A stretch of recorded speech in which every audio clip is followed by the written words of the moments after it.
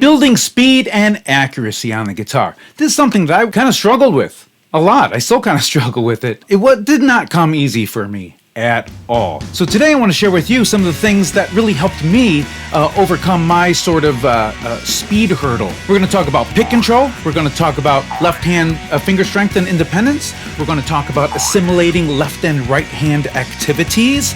We're going to talk about hammer-ons and pull-offs a little bit, and then I'm going to show you some exercises and some tips on practicing all these so we can get it all under our fingers and play faster. We're going to make you a faster guitar player. That's what we're doing today on Ray Plays Guitar. We're going to do it as simply as possible. Let's get into it. First thing we're going to talk about is the pick. When we want to play single note lines faster, keep the pick close to the string. We only need to go from one side of the string to the other to make the sound happen. Don't move the pick too far away from the string. Keep it close. Pretty simple idea. Economy of motion. Next tip is just the tip. We don't want to get the pick too far down into the plane of strings. We want to keep it on top using just the tip. Again, we just need to get enough of that pick in there to get that string happening. When we have the tip against the string, we don't want to have it flat against the string, but we want to angle it a little bit. That uses the natural curve of the pick to help us glide over that string. What it actually does is, if you move it slowly, you can see the string kind of moves underneath the pick. Now, if you angle it too much, you're going to get more slide than tone. If you angle it not enough, you get maximum resistance, and it's hard to get across the string that way. So by keeping the pick close to the string, using just the tip, and angling the pick slightly, we can easily go back and forth on a single string. And we can go fairly fast. This is called tremolo picking. Now, if you see Eddie Van Halen do this, he would hold his pick like this in between these two fingers, and he would do this with his hand. He'd be basically doing everything opposite of what I'm telling you. I can't do it like Eddie, but I can do it like Ray.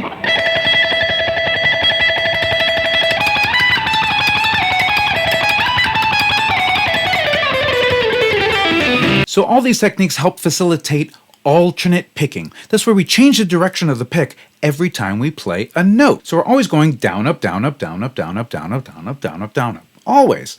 But we find ourselves usually playing notes in either even or odd groupings, 4 or 3 notes. So 4 notes, 1 E and a 2 E and a 3 E and a 4 E and a 1 E and a 2 E and a 3 E and a 4 E and a 1 E and a 2 E and a 3 E and a 4 E and a... It's kind of like in, Eye of the Tiger?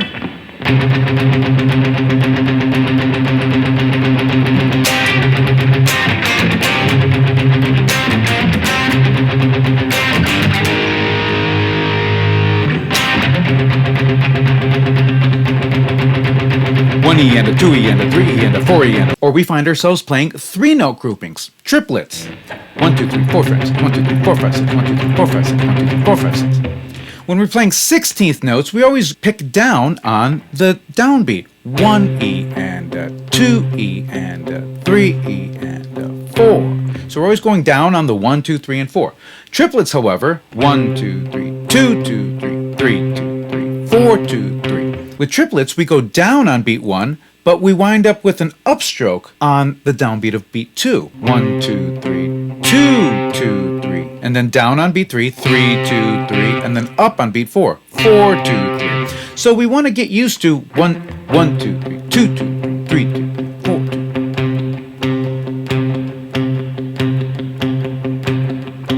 When I'm playing 16th notes, I'm really just thinking of where the beat is. 1, 2, 3, 4, 1, 2, 3, 4. And I'm playing 4 notes per beat. I'm concentrating on the first beat, and the rest of it just kind of falls into place. And when we play that really fast,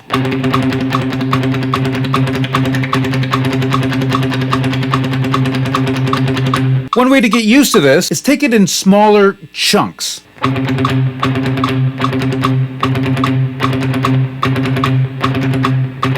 And then you can split it up and do 8th notes and then 16th notes.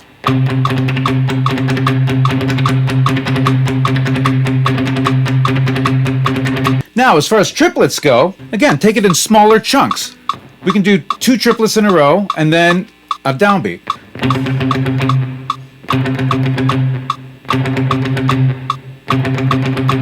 Let's pick that tempo up a little bit. Does that 180?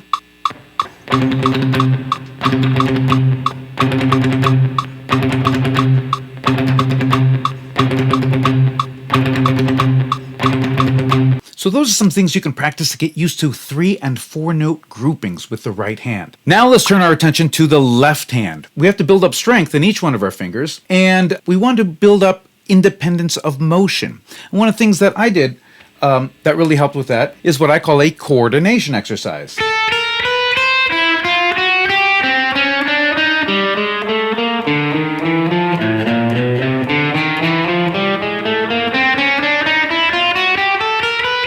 Where we're just playing one finger on each fret and playing one finger at a time. Now, important things to remember when we're doing this is we want to use our fingertips. We don't want to use the flat part of our fingers.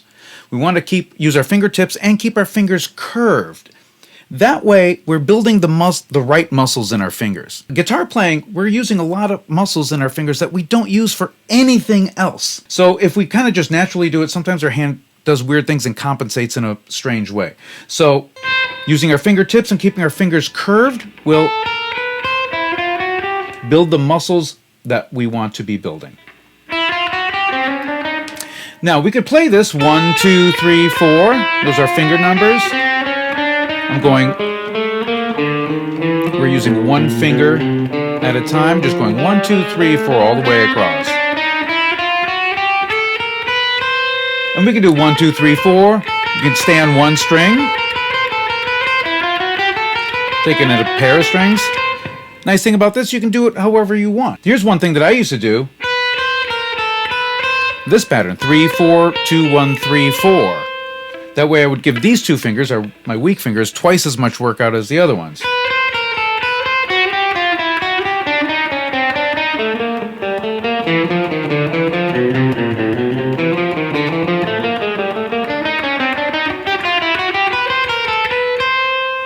Another exercise I would do is this sort of thing.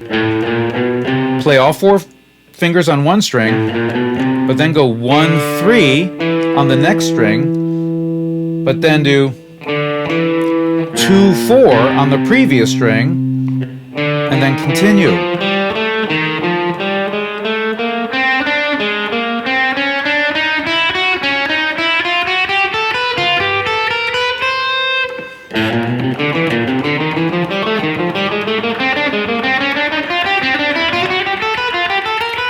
Backwards, it would be something like this.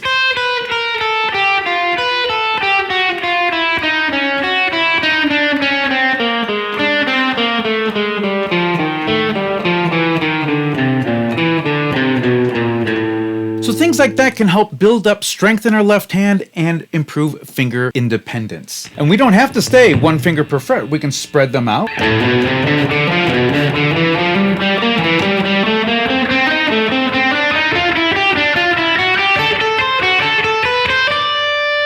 So that's what I call the coordination exercise, and you can vary that up any way you want, and you can create your own little exercises to help increase strength and finger independence. Now we're going to get into the part that really helped me gain speed. This is when we put both sides together. I used to practice a coordination exercise as like a speed thing. And I would do that, I would practice that for a long time, but I never really got any faster. It wasn't until I started doing these kinds of things.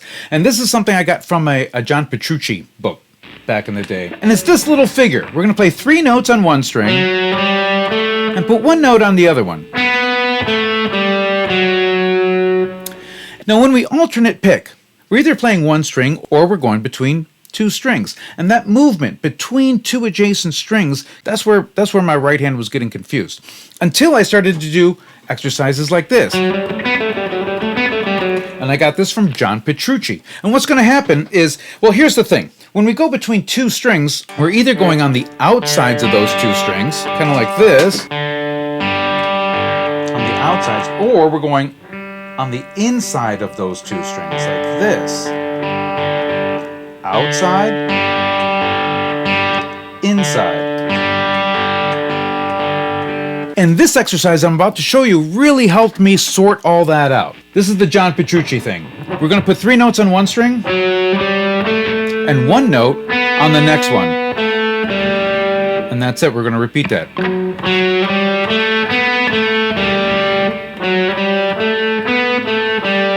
So when we go from the 4th string to the 3rd, I'm playing the outsides of these strings. And if we repeat this, we're always playing the outsides of those 2 strings.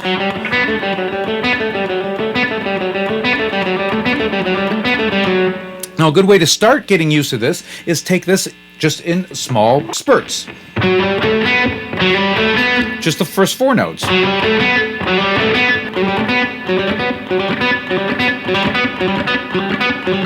And then I might add another note.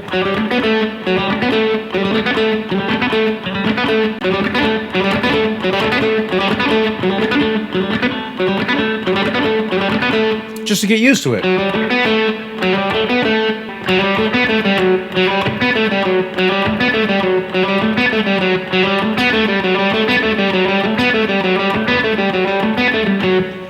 Once you get used to it, you can start playing it with a metronome. Now, a metronome is one of these tick-tocky things. You can get them for free on the App Store, or you can buy a dedicated one. All sorts of metronomes you can get, because we live in the golden age of metronomes. And they sure are happy about that.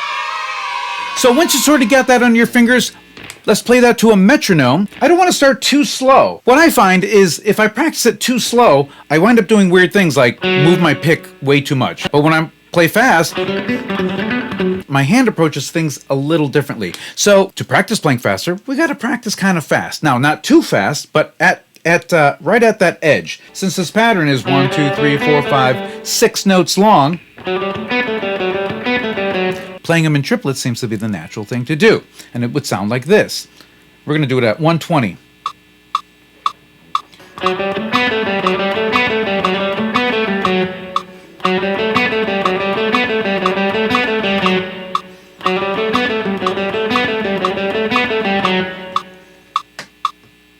So I'm playing the phrase 3 times and then stopping on the first note and then taking a little break. And all the while we do this, we want to make sure our right hand is nice and relaxed. We do not want to tense up. We lose control and we get tired out very quickly when we do that. Well, 120 seems very comfortable. Let's bring it up to 150. We're going to jump ahead.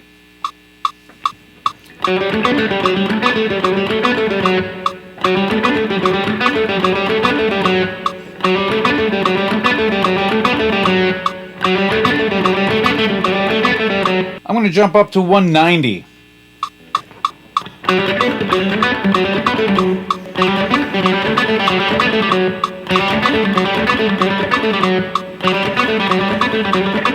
So you would repeat this process until you get to a point where it starts to fall apart. At that point, drop it back a notch or 2, make note of where you are, and then the next day you can come back and start right where you left off. And that's how you get faster, a little bit every day.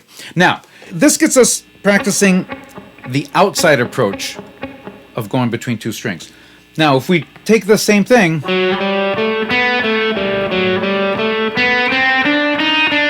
but go to the next pair of strings, we naturally wind up playing that second set, that second pattern, starting with an upstroke.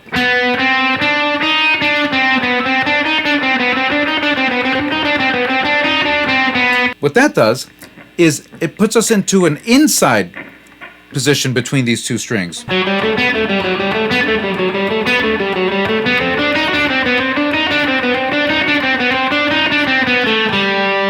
then we're back to a downstroke when we start that whole thing again. So if we do this whole pattern, what we wind up doing is we're practicing both approaches. The outside approach between 2 strings or the inside approach between 2 strings. Let me demonstrate this. Still playing triplets, 3 notes per beat.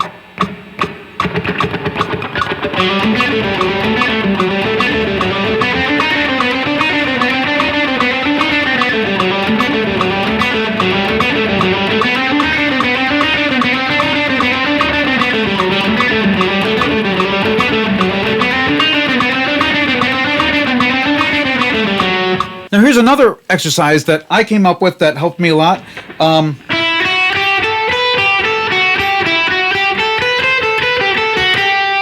That's the whole pattern.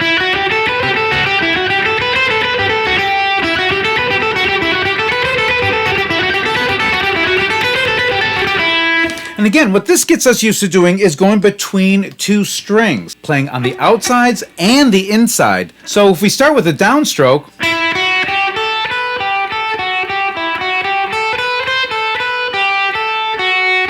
we end up doing all the inside stuff, but then the next time around we start with an upstroke. And then we do all this outside stuff, and then we start again with a downstroke. And since it's a 21 note pattern, we can play this in triplets and it all lines up perfectly. We're at 150 beats per minute.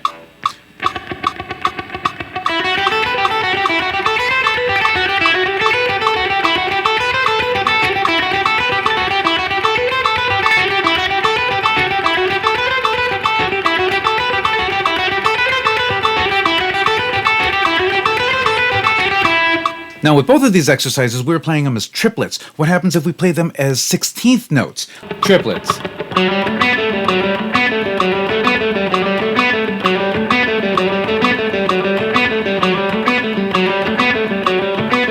The pattern always lines up with the downbeat. 16th notes.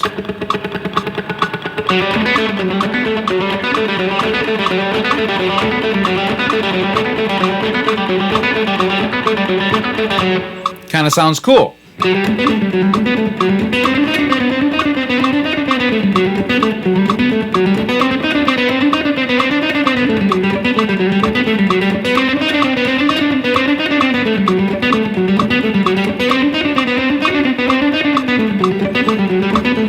it's a good idea to practice it both ways so that your picking doesn't get tied down to a specific rhythm or a specific phrase or anything. My whole goal with alternate picking is that this operates completely independent and it always knows what to do. I don't have to think about this. And that's what these exercises are designed to do, to put this into every situation that it might encounter between single strings and adjacent strings so that we don't get tripped up. Now, we've been talking about approach with the pick. What about hammer-ons and pull-offs? The thing we want to be careful of is not to get to the hammer-on too quickly. Now remember, there's two things going on, the note and then the hammer-on, which is two separate things. A lot of, especially young players, when they start doing hammer-ons, they just... and then it sounds like that. There's a gap in between. We want to make it a little bit more seamless. So one thing that helps me with hammer-ons and pull-offs is practicing these with a metronome slowly. We're at 120 beats per minute now, and I'm just going to do this figure.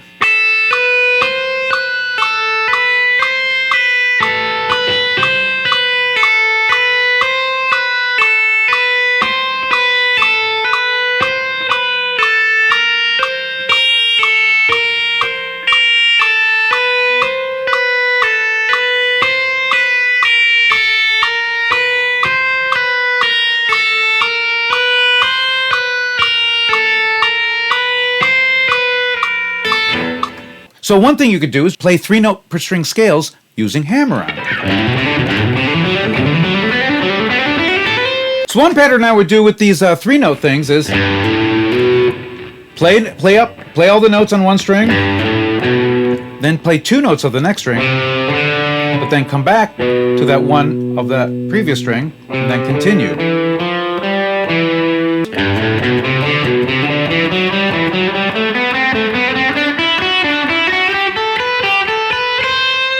You can do hammer-ons on everything except the first note of every string.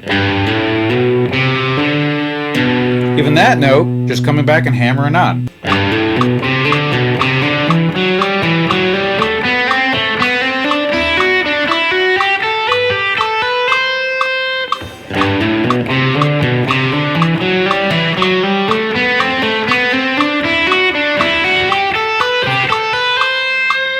Let's try 3 notes per beat.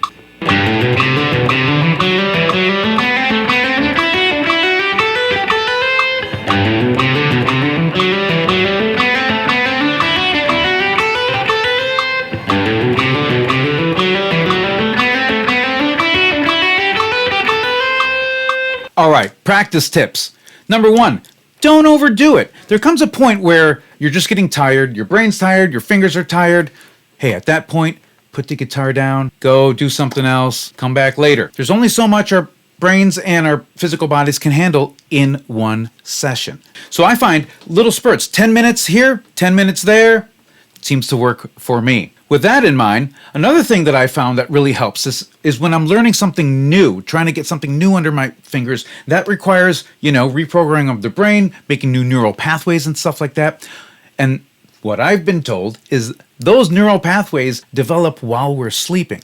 So what I would do is whatever new thing I'm working on, I would play it right before I go to bed for 10, 15 minutes. And then first thing in the morning, wake up, play that same thing. And you'll be amazed how much better you are in the morning than you were the night before. Guaranteed. Try it out. The third thing, most importantly, you want to practice a little bit every day. It's a building process. That's why using a metronome helps. We can kind of keep track of where we are and measure our progress. You don't want to play faster than you can. If you're stumbling, if you're struggling, if you keep tripping over yourself, hey, you don't want to be practicing those mistakes, so pull it back. Remember, practice doesn't make perfect. Perfect practice makes perfect. We have to do it right. And yes, there's the repetition. We have to do it a lot. But yeah, a little bit every day goes a long way. So those were some exercises and some tips that helped me break through my speed barrier, and I hope you found this helpful. If you did, please do me a favor. Hit that like button, share this video with your friends, subscribe to my YouTube channel, hit that notification bell, but most of all, thank you so much for hanging out with me today. I really appreciate it. We'll see you next time.